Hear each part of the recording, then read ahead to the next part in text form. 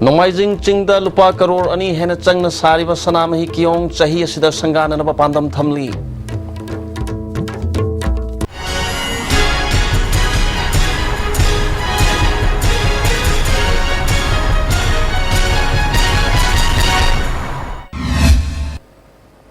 Pau Sandong Pizari.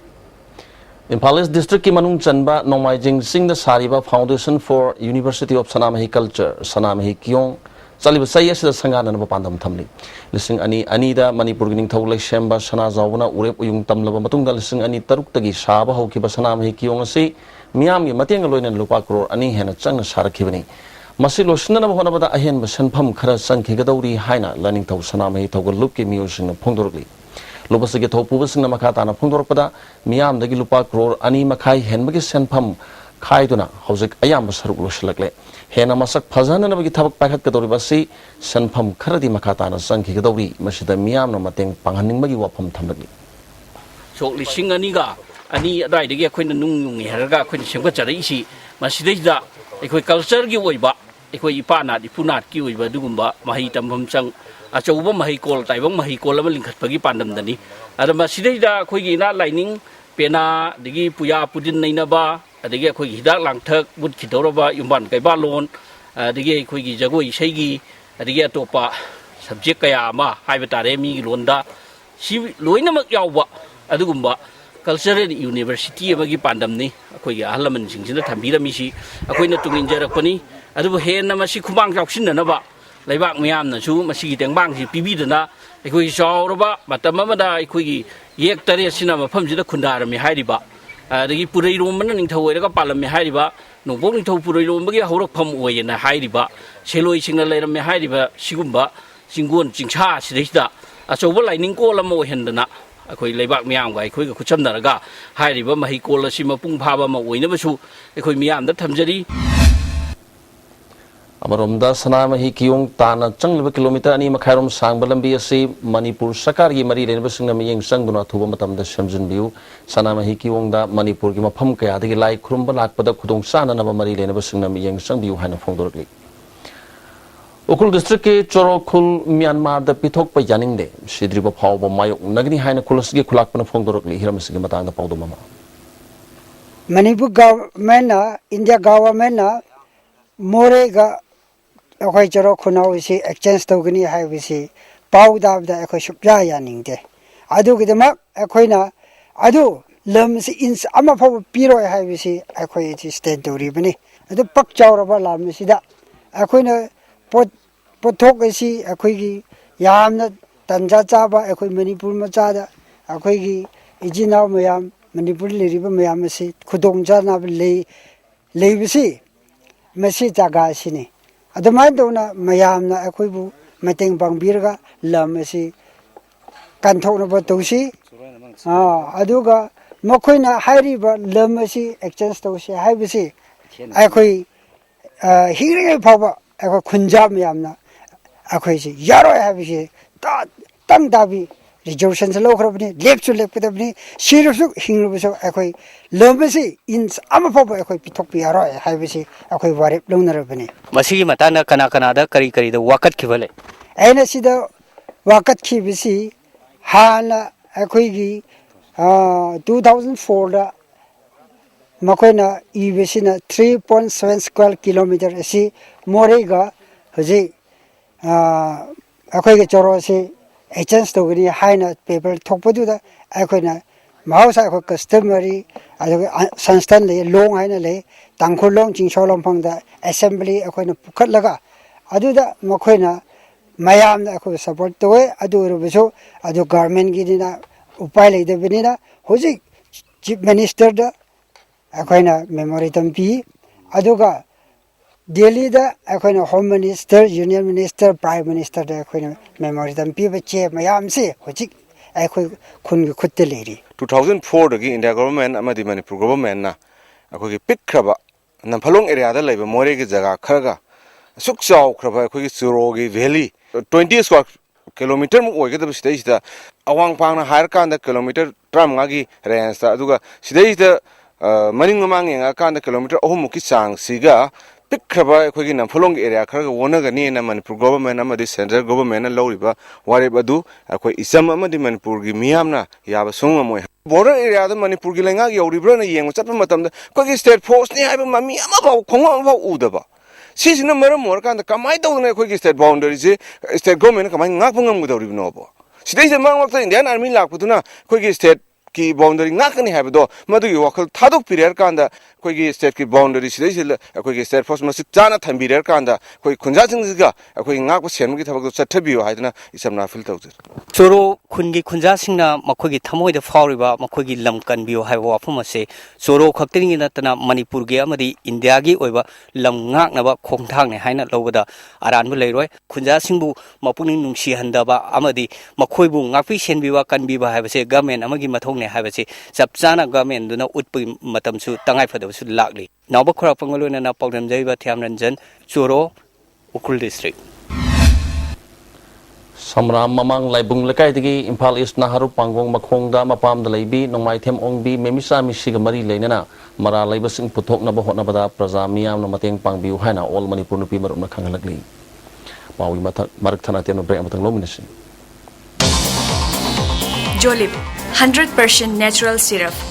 amasung capsule yu thakpadagi oirakpa awaba chaitheng hakjangi liver soklakpadagi kuchu sengaktaba haksang soktharakpa tumba chaba yaraktaba khong hamba nungairakta singbu phanba ngamba matangairaba upaidi Jolib syrup amasung capsule diabetes singidamakta Jolib capsule chabiu India gi ahanba national awardee government of India na piba silver dew Makhal suna leijare half liter 750 ml 1 liter 2 liter 5 liter and 20 liter jar as an distributor amadi akupa marol Loktak industry industrial state Takiel da contact tobiu Delightful cupcakes with creamy vanilla filling from Winkies, the cake specialist.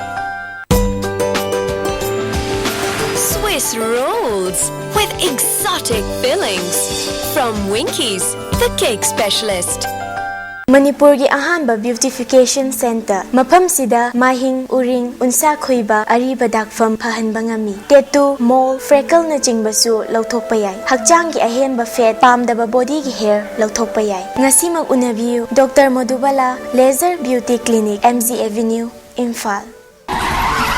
Nauna hangjare Z Hyundai Authorized Servicing Center company na ayaba piraba training chapchana pass tawraba matam sigi matik charaba khutsu khulai gi mating same sariba Z Hyundai Authorized Servicing Center aikoi khudong chaba singdi pan boot AC charger tire inflator wheel balancer wheel aligner spare parts pickup and drop amuktang nangsin biru aikoi gi address ti khabam lamkhai near IGAR South Mantri Pukre adum kari gumba awabasing asi mayungnaba thoklaba maroi marang yamna yawba chunjak chaba mapal da toina chaba liver da akaiba laklaba natraga livergi mapangan chontharakpa tarabasu karishu waningai leitre lifsaf syrup sijinabiu adongi awaba punamak koknabigi pambaini diabetic na naraba anaba singnasu sijinaba yaraba lifsaf capsule shu phangbigani lifsaf syrup amadi lifsaf capsule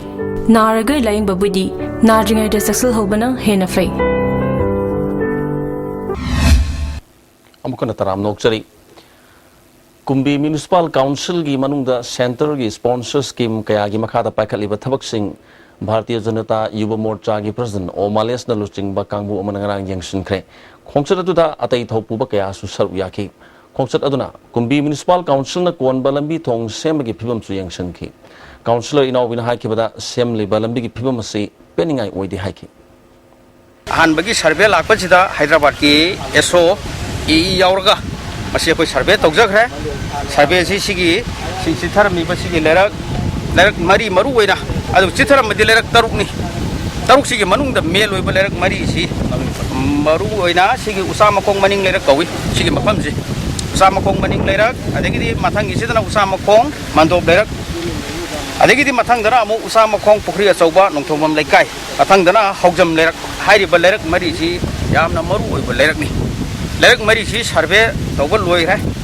लोरगा record थागत सोयदना खलनी याहन यामना मरु ओइबने हाइना ताकबिरमे जेरो हाइना इरगा थंबिरमगा मसे अरोइबो final याहन बिरक्तरे मसे कोइ खुंगंगी ओइना लेबक थिबनी मतमदुगी आई इसामा काउंसिलर ओइ आई इसागी ओइना नुक्सिबिद्रसु काउंसिलर आईगी ओइना नुक्सिबिद्रसु राजनीति की नत्रगना करिंगम हिरम अमदा नुक्सिबिद्रसु लैरिब लेकाय खुंगंसिगी समजरबा प्रजासिंगसिगी खलगा लेरक्सिदी सिथौरी लेरक्सिदंदी सोयदना याहन बियो हाइना अपील तौजरी युवा मोर्चा की प्रेसिडेंट ओ मालेस ना हाइकिबदा सेंट्रल स्पॉन्सर स्कीम की मखादा लंबी सेमदनबा लुपा करोड़ तराग मापन थादरखरगा लंबी खरखक सेमलगा तोखिबसी करिगिनो हाइब थिगलगनी मरी लेनबा मिनिस्ट्री दा असेंग रिपोर्ट खंगलगनी हाइकी विजुअल टीम ना अखोइना कुंबी एरिया दा अखोइ सेंटर की स्पॉन्सर फंड सिदा थादरखना 19 करोड़ की स्टेल अखोइ स्टीमेल अमा लंबी थोंसिगी होजिकी एमएलए सिना तौरिबसी अदुगी मतिक फिल्म चादना लेरंबा अदो होजि अखोइना लेरिबा जगह सी खोगी नोंथोंबम खोगी लेरक उचान मखोंग हाइबा लेरकतुनी सीदी 4 समथिंग किलोमीटर सांगबनी सीसी ऑर्डर ददी सिदा यावरंबा ऑर्डर कोइलासी पकालो हाइरे पोसी डिटेल्स सिदा यावरी सिदा पोसी चेनबा यारो सिगी कॉन्ट्रैक्टर सु चेनबा यारो अदुना यावरी मसी पोसी करिगुंबा अथुबा मतमदा हाइरिबा सिदा यावरीबा डिटेल्स सिंग असे अखोइदा डॉक्यूमेंट लेरे अथुबा मतमदा कईगुम सेमबीदब लेरगदी सेमबीरोइदबो लेरे सेमोइदबो ओरगदी सेमद्रगदी अखोइना अथुबा मतमदा अखोइना मसी आरटीआई अमदी अखोइ आरटीआई की मतेंग लौगनी पीएल सबमिट तौगनी अदुगा मसी हाइरिबा कॉन्ट्रैक्टर असे ब्लैक लिस्ट चलहननबा अखोइ विजयन टीम अकन मोंग खुंगनी ऑटोनोमस डिस्ट्रिक्ट काउंसिल चांदिल की वेटरनरी डिपार्टमेंट सखिबा तांग तरेत की चथरकपा सा सन सिंगदा लेमना हिदा कापगी थबक मखा चथरक ओइना चांदिल अमसुंग चपिकारोंदा सा सन लिसिंग अमगी मथक हिदा काप थोखरे हारि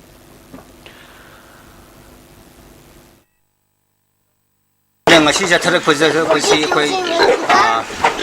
akoi lambung wo kapam me akoi du mathang da akoi na kapse dei chi konang khu kapam me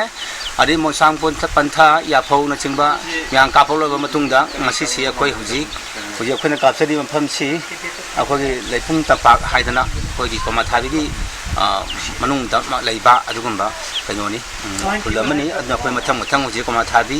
ari liwa chaning mathang koi kapse kani adu mathang da koi aimolom sangani ngasi ngamdaga sen sangani tang te te ki haujarpa koi vaccination free vaccination program si koi asum tawna ngasi kasajari ba sina manum odana mafam machida koi gi longna gamlena da ICSB hu sangi aduga koi gi anti rabies ngawr ga ngang da kai da si aga mahu chamna ba mahu changdana ba amadi spine fever haiba koi gi walk singi longna gamlena maning thupangam da ba koi fever yamna wangba man da ko siba longna gamlena khudi mokto andak chahi sigidi thadurbi wonde khona nga thok sergani haibi thajeba amaga loinana akoina free vaccination program jasebani नोंमाइजिंग सिंगदा लुपा crore अनि हेना चंगना सारिबा सनामहि कियोंग सही सिदा संगाननबा पांदम थमली मियंग ताबिरिब सिंग अमकन खुमजरी